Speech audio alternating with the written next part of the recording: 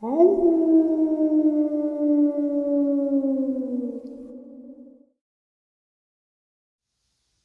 and salutations, everyone. I hope everyone is still doing well, and welcome to, depending on wherever you may live or however you choose to read your clock, this early morning, middle of the night bonus upload. Before we jump into it, a couple quick links. As many of you know, I rely on Patreon, PayPal, channel membership, and the merch to help the channel to continue to grow and go. Links to Patreon, PayPal, and channel membership is in the description below. The merch displayed directly under the video. Also, Dogman Frightening Encounters, Volume 1 through 3, the audiobook versions. They were written and researched by Tom Lyons and narrated and produced by me, Jeff Nadolny. Those audiobooks, available on Audible, Amazon, and iTunes, links to which are also in the description as well. And finally, last but definitely not least, if you'd really like to help support the channel to continue to grow and go, simply subscribe. It does not cost a cent. Click that like button. Takes half a second. If you don't want to miss out on any of the informative uploads that I put out daily, click the bell icon, and folks, please leave a comment. Why? Well, because all of these things really do help the channel to continue to grow and go, and yes, they definitely do matter. And with that, I have taken far too much of your time. Let's jump in to this early morning, middle of the night bonus upload. Shall we? Today's first experience on the paranormal side. It's been about 4 years since I was filming a documentary about Paranormal Group. I was called last minute to gear up and join them on an investigation. It was a 4-hour drive to their client's home, and I wasn't really feeling like filming that night. The group that evening consisted of 3 investigators from the group. One of them being a medium that I trusted 100% and I've worked with for many years. The owners of the house had claims of there being loud sounds coming from empty rooms, things being moved, and an uneasy feeling at all times. The power had been disconnected from the house, so we had to use external lighting and power. The investigation started about 9 p.m. that evening, and from the time of pulling up, my camera was rolling. When I exited the vehicle and started walking into the home, my Masonic ring had turned around on my finger by itself. I didn't think much of that until later in the evening. When I entered the home filming the group, it sounded and felt like someone was underneath the house with a hammer hitting where we had just stepped in the home. The investigators heard and made note of this and caught audio on the camera as well. Let's fast forward to about 11 p.m. that evening. The medium was getting a calling to head to one of the back bedrooms. We all sat down, lining against the walls surrounding the room. She asked me to dim the lights on my camera. She started talking with the entity who was there, and that's when things became very strange. She tells me at this point that the spirit is attracted to me for a specific reason, and that he bears the same marks as I do. Let me be clear when I say this. I was only filming. I'm not part of the paranormal group. The only ties I have to the group is filming the documentary. Now I'm a very colorful human, not only with my artistic side, but also with the art that I proudly display on my body. Yeah, tattoos. The medium tells me that he's bending down, pointing at my left leg. Just so happens I have a Masonic emblem on my leg. I begin to ask her if he is a Mason, and I break down and start crying and shaking uncontrollably. The only way to describe my feeling is happiness, sadness, calmness, and energized all into one emotion. After getting my composure back 10 minutes later, she tells me, yes, he is a Mason like you. Now, if anyone knows anything about Freemasonry, you will know that there are a lot of secrets and unspoken words that only the men of the organization should know. The medium tells me the spirit's background. He was a German immigrant that moved to the United States in the 60s. His name was Aldo. He built the home with his own hands, married for 50 years, had cancer. Wife had been trying to poison/kill him for insurance money. Wow! She tells me that he feels comfortable with me and has been waiting for years for me to get there. I ask the medium what he wants with me. She explains that he wants to know that it's okay to pass on and wants to hear it from me. So I tell Aldo, if you're ready to pass on, you may.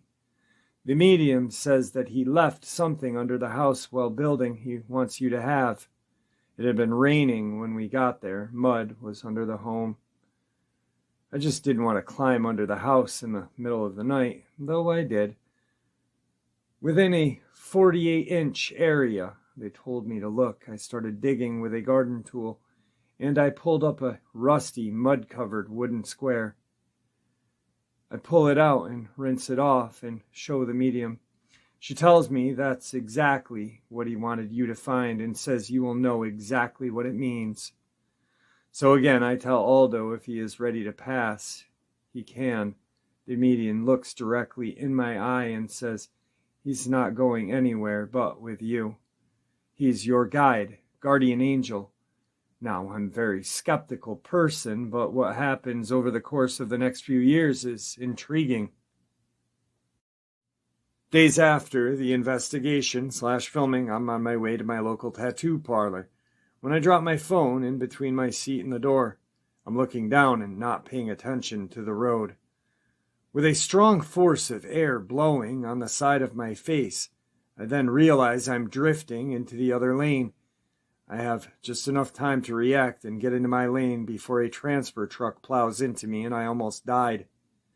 On another occasion, I was going to a get-together where there were plenty of adult beverages to knock out a college fraternity. I'd only been there for 15 minutes when I heard this voice as clear as day that tells me to leave now, in a stern father voice. I ignore it and resume hanging out with my friends. I had planned on riding back with a group of friends that night. Hear this voice in a much louder and stern tone. You need to leave right now. So I got into my car and drove home that evening. I got a call not an hour later telling me that all of my buddies I was supposed to ride with that evening had died in a car crash. On my move to California, I was very sleepy around Arizona and New Mexico border. I heard the same voice tell me to pull over and rest. Now, it only took me one time to hear this, and I did. I remember seeing this minivan following me with a rack on top and a surfboard attached to it. I was awoken 30 to 45 minutes later to sirens of police, fire, and ambulance. When I came to my senses, I got out of my vehicle and asked the local state patrol what had happened. He said there was a van that had wrecked and killed 3 other people in other vehicles around him. The driver had fallen asleep at the wheel. Now, if you ask me if I'm still skeptical, I would say that I am. The entire time I've been around paranormal investigating, and in some pretty haunted places, I just need to see proof. Is there life after death? Some may say yes. I'm really on the fence about that. I can't explain a lot of what's happened or things that have gone on around me. I'm just aware that I've been put here for a reason. If not filming and painting a picture of someone, maybe I'm here to tell my story. Today's second experience on the paranormal side. This happened to me when I was in college, probably one of the creepiest and weirdest things that's ever happened to me. I do believe in ghosts, and I've had countless experiences in my life that have made it almost impossible for me not to. This still gives me chills whenever I think about it. I was a freshman in college and was heavily involved in the arts, theater, and music specifically. The Fine Arts building of my college had quite a bit of history. It was built in 1916 and had previously been one of the largest Masonic temples in the city. This is fairly evident by the Masonic symbols adorning the building and covering the stained glass windows. I had heard rumors of secret passageways under the building that ran all the way into downtown, but I will say I didn't believe them. A few of my professors had told stories of seeing shadow people or feeling like they were being watched when they were alone, but I thought they were just messing with us freshmen. I spent most of my time in the costume shop. I should note, the costume shop was on the sub-ground floor, technically the basement. It was down 2 flights of stairs from the main entrance that led you to a landing with the costume shop and another door that I just assumed was a utility closet because it was always locked. I couldn't put my finger on it, but there was just something off about it to me. On this particular evening, I had finished rehearsal for a play around 6 p.m. and figured I'd do a bit of cleaning in the costume shop while I waited for my roommate to meet me so we could grab some dinner. I was inside the costume shop when I heard a knock at the door. I walked over and looked out of the small window to the right side of the door, expecting to see my roommate, but there was no one there. I opened the door and stepped out looking around. I looked down the hallway to the left of the door to see if my roommate was hiding, trying to freak me out. Nothing. I shrugged it off as me being tired and went back into the shop and shut the door behind me. I went about my business for a bit until I heard another knock at the door a few minutes later. I was more hesitant this time. I walked to the door again, looked out the small window. Still, there was no one outside. I tried to open the door, and while the handle turned, the door would not budge. I pulled harder, thinking maybe the door was stuck, but it didn't feel like that. It felt that someone was holding the door shut on the other side. I looked out the window again and still did not see anyone. I was now frantically pulling on the handle, feeling the fear rising in my chest. I let go of the handle, only to have it start shaking wildly. Suddenly it stopped. Everything was quiet, with the exception of my own shaking breath. Then, from outside of the door, I heard a sound. The sound of the door creaking open. I gathered my strength and tried the door. It opened, and I cautiously walked out onto the landing. The always locked door was ajar. I called out, "Hello? Is anyone there?" I tried not to sound freaked out, but I was absolutely terrified. I pulled open the door and was greeted by a pitch-black staircase leading down. It smelled like a tomb that had just been unsealed for 100 years, musty and ancient. I felt the wall for a light switch, but could not find one. I reached into my pocket for my cell phone and turned the screen on. It was bright enough that I could sort of see as I made my way down the stairs. The walls were brick and the stairs were made of stone. The closer I got to the bottom, the colder it had become. I was on the second to last step, straining to see what was in front of me. It was a door, a large stone door. I was about to move to the last step when I heard it, a voice. It was deep and sounded like it was right in front of me. It said only one word: "Welcome." I couldn't even scream. Instead, I ran up the stairs, tripping at one point, skinning my knee and my shin. Once I reached the top, I slammed the door shut and ran out of the building. My roommate showed up 5 minutes later to find me standing on the sidewalk shaking. I had told her what had happened. She went inside to get my things and locked the costume shop's door. When she came out, she looked at me with a worried expression. "That door was wide open when I went to get your stuff. Are you sure you closed it?" I just nodded my head. We walked home and didn't really talk about it anymore. I didn't go back into the building until the end of the next week. I just couldn't bring myself to do it. When I finally did, I descended the stairs and felt a chill shoot through my body. I looked at the wall where the door had been, and there was nothing there. It was just a wall. I thought I was losing my mind. I walked to the wall and studied it. My drama teacher happened to walk by, and I stopped him. "Wasn't there a door here?" He chuckled. "Yeah, they walled it up last week. They did it in a hurry as well. Not entirely sure why, though. I always thought it was a closet or something. I can't say what I encountered that night. Was it the spirit of a Freemason who never left their temple? Was it something more sinister? I honestly don't know. I spent a lot of time in that building over the course of my 2 years at that college, and while I had other odd experiences, they were nothing compared to what I experienced that one awful night. Today's third experience on the paranormal side. I was a maintenance worker at the campground resort in the Appalachian mountains for several years. It was more like a rich glamping resort with luxury cabins that had been renovated, but the place still had an old and rustic feel to it. It was miles from civilization and super peaceful, especially during the down season. The resort was originally built during the Roaring Twenties at the height of Prohibition. The Appalachian Mountains were infamous for moonshining operations, and I'm pretty sure that the resort was the center of it all back in the day. There was a locked safe room hidden underground where they used to store the shine, as well as secret passages underneath some of the oldest cabins that were also used to store the illegal liquor. In its heyday, the resort was visited by numerous members of high society that came to party with the forbidden spirits hidden underneath the resort. One night towards the end of spring, before our busy season began, I was starting to become close with the new tourist manager of the resort. Her name was Kate, and on that night she wanted to sleep outside under the stars, but it had started raining. I suggested we go and sleep on a screened-in porch on one of the old cabins that had not been renovated yet. I thought it'd be a pretty good compromise, and we could fall asleep to the sound of the rain falling. Hey, who says romance is dead?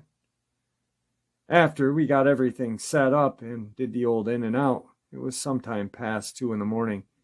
She had fallen asleep in my arms instantly, and I lied there unable to fall asleep. I was worried that I was going to disturb her because I usually toss and turn when I have a hard time going to sleep. I figured we had been lying there for over an hour when I heard what sounded like a door inside the empty cabin open and close. It was either the bedroom or bathroom. Both had very old doors that squeaked really loud and struggled to open and shut. I knew they had to be oiled or replaced when we renovated that cabin. My first thought was that it was our boss, the resort's owner's son. He is super nosy and has been trying to get in the new girl's pants ever since he hired her. He is also very demanding and entitled. I wouldn't put it past him to fire me if he knew the two of us were seeing each other. Yet, I didn't know why he would be sneaking around the resort at night or how he would have known we were there. It was a good-sized resort. I proceed to hear footsteps coming from inside the cabin towards the door to the screened porch. I lie there as still as I could, waiting for the door to open and have my boss lose his short temper when he discovered us. I prayed that he would walk away and not find us, but nothing happened. There were no receding footsteps and no more door noise. I stayed up the whole night and didn't hear another noise come from the cabin. There was nothing there except for me and Kate and the empty cabin. The next morning, Kate rolled over and immediately asked me about the footsteps she had heard the night before. Apparently, they had woken her up, and she also stayed up all night trying to figure out where they were coming from and who they belonged to.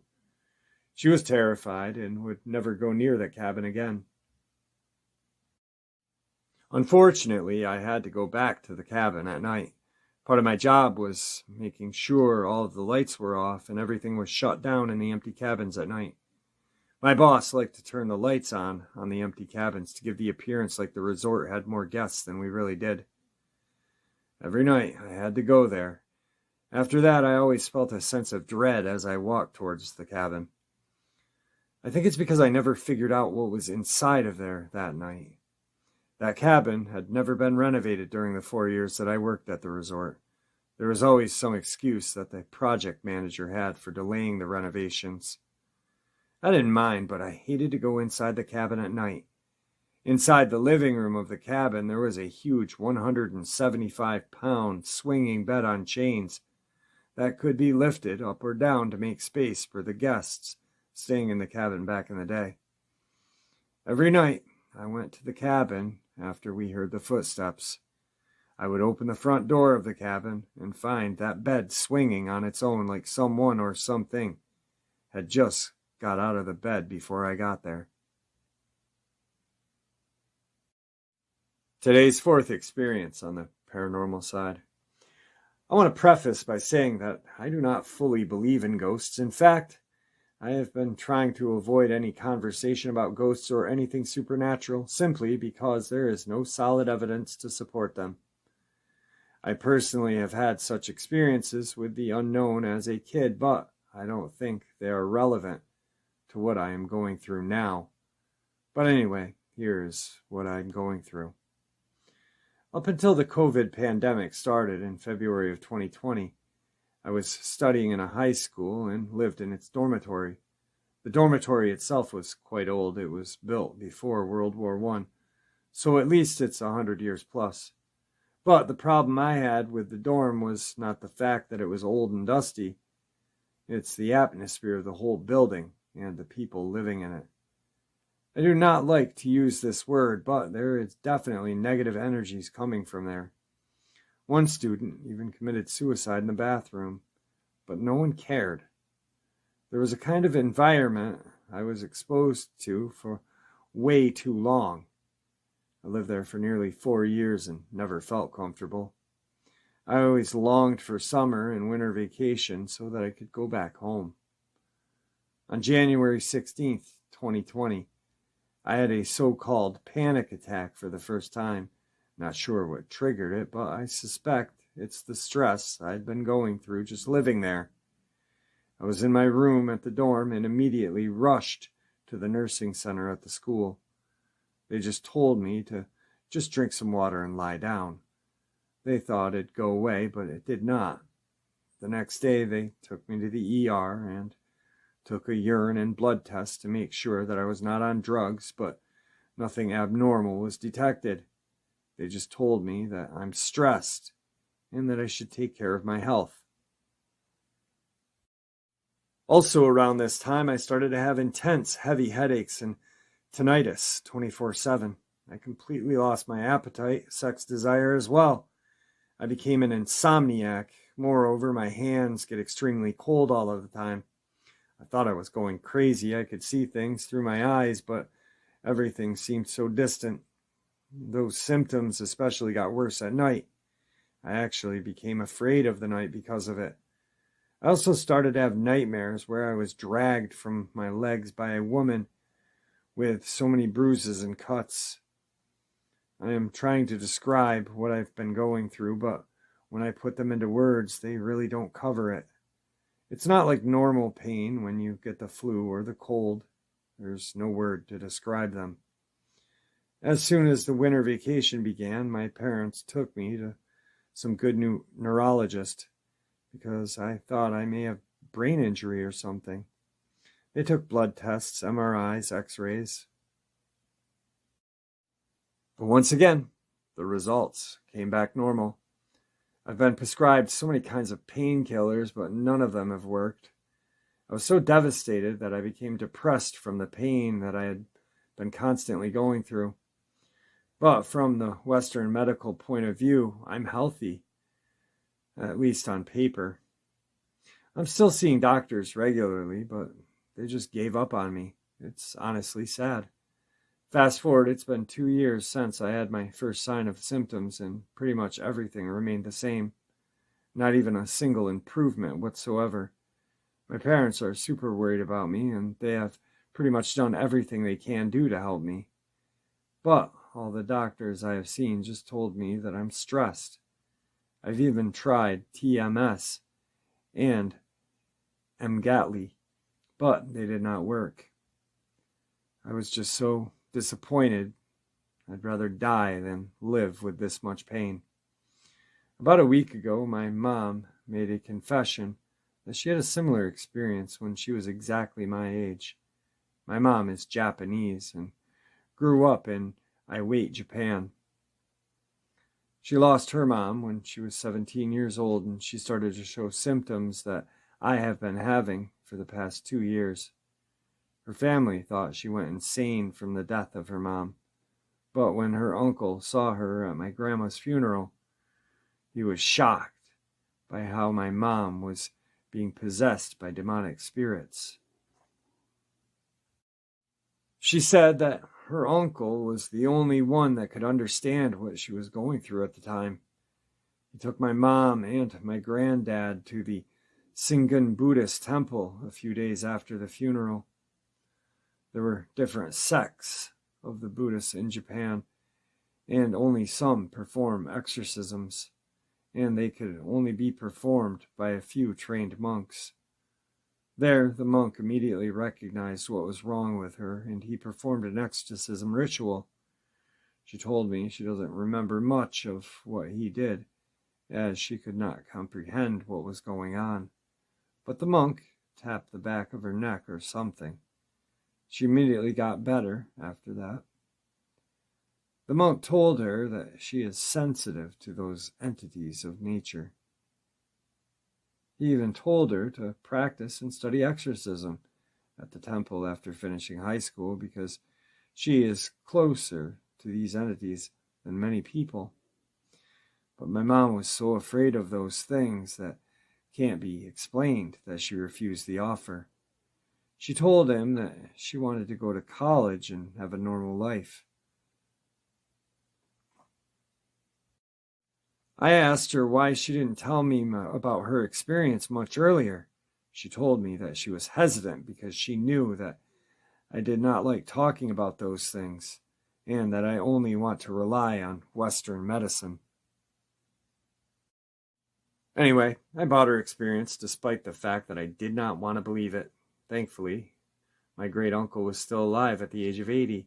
We contacted him a few days ago and he said I should get a ritual done as soon as I could.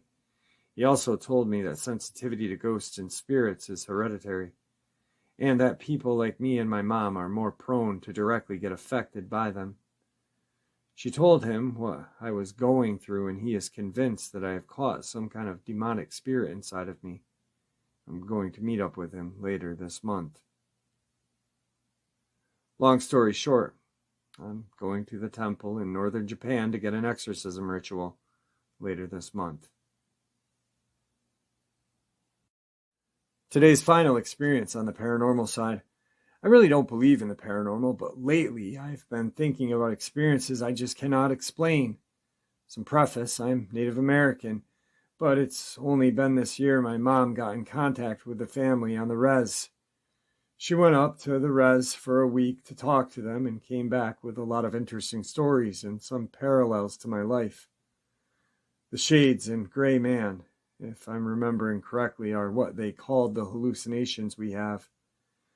I've had stress-induced hallucinations my entire life, and so had this side of my family. But we all see the same things. A shade is like a tall, spindly, faceless creature with no hands or feet, just points. At least generally that description. And the gray man are these small gray faces of men that we see in the dark. Probably self-explanatory, I know. My great-something grandmother was psychic. If anyone actually ends up being interested in seeing this, I'll try to find some more info. But she apparently located the head of a missing person. Not much to say about her right now. My family drains batteries. I can't find any explanation for this. Honestly, I don't have to believe it. I've always broken electronics really fast. But I am unobservant and clumsy. My mom's stuff breaks too, but I guess she can be clumsy as well. But when my mom visited the family, she brought a camera. Apparently, the battery died faster than it should have. She hadn't even really used it at all. I'm sure there's a rational explanation, so when I visit in June, I'm going to try some experiments. I always had a thing that followed me up until I was 9, and I called him the Pit Man. And when my mom told them about it in my room got saged, that's fun. Honestly, just curious what you guys think about this. And there you have it, folks. I hope you all enjoyed today's early morning, middle of the night bonus as much as I enjoyed sharing it with you. I'd like to thank you all for supporting the channel. It is your support, after all, that keeps the channel growing and going, and what gives us all a place and a chance to share our experiences and theories judgment-free. Everyone is simply treated with the respect that we all deserve. Please stay safe, happy, healthy, and ever vigilant, keeping an eye on our children, pets, family, and friends. These creatures are real. They are out there and they are dangerous. Share this information with those you love and care about, and it may just help save their lives someday. Until next time, never stop asking questions, never stop searching for the truth, and God bless you all.